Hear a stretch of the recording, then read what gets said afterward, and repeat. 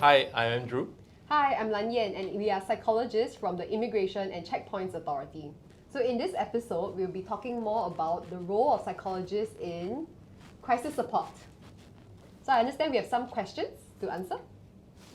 All right, thank you. Thank you. So the question here is, Lanyan, as psychologists, one of your main role is to provide psychological support during crisis. Can you tell us more about what that entails? Okay. So as a psychologist with the organization, I think one of our key roles is to anticipate what would our officers need and then to facilitate that kind of support for them. So it's as good as treating them like family members, even though they are not your family members, but to try to care for them and take care of them as much as possible. Yeah, Andrew, for yourself? I was thinking more like there's actually another operational front that we do as home team psychologists. So we have to maintain and deploy all the resources required during a crisis in the agency. So we have to be the person who is managing the resources, doing the activation, doing the deployment, and doing the briefing as well. Yeah. So that's the other role that we do. Yeah. Okay. All right. So maybe we can move on to the next question. Yep. Crisis support work can be unpredictable and emotionally taxing. How do you cope with the demands of this role? Humor. Humor always works for me, and I think sometimes a bit too dark, I would say, but then it helps because interacting with the colleagues, making a joke out of it internally, laughing out loud, helps to distress. I think that helps a lot. How about you? I mean, because I'm your peer, right? So we actually do cope with humor together. Yeah. I think to add on, even though I look like I'm so extroverted, right? I'm not. So a lot of times I actually need to take time away and do things to help me to rejuvenate myself, such as maybe cycling, doing some yoga, and yeah, hanging out with my family. I think that really helps me to recharge and come back and support our officers better. Yeah. Next question for you. Among the crisis response work that you have done, what was the most memorable incident? Okay. I mean, to relate to the most recent context of things, right, it would be supporting our officers during the mass quarantine orders. Yeah, so I think that period of time was probably the most prolonged crisis we have supported ever. And I realized that I was so concerned about the officers that I was working weekends, I was getting in touch with people that were not related to my organization so as to get information and really giving the support that officers need when they are isolated in the hotel rooms. So I thought that was the most memorable for me.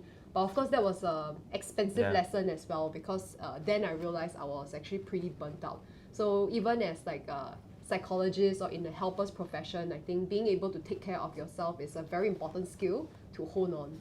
Yeah. Andrew, for yourself? Yeah. For me, I would say we do a lot in terms of support for officers who require medical attention. So one of the one that I remember was actually an officer who met with an accident, so got his arm amputated as a result of the accident, and then we actually have to provide support. He was a sole breadwinner at home. We have to make sure that he is taken care of in hospital.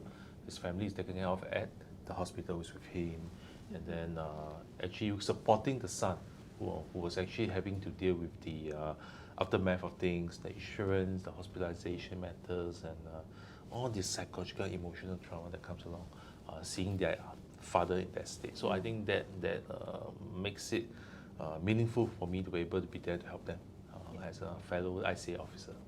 Yeah, thanks, Andrew. Yep. So maybe we can move on. So what is one word you would use to describe your crisis response journey? Humbling, I would say.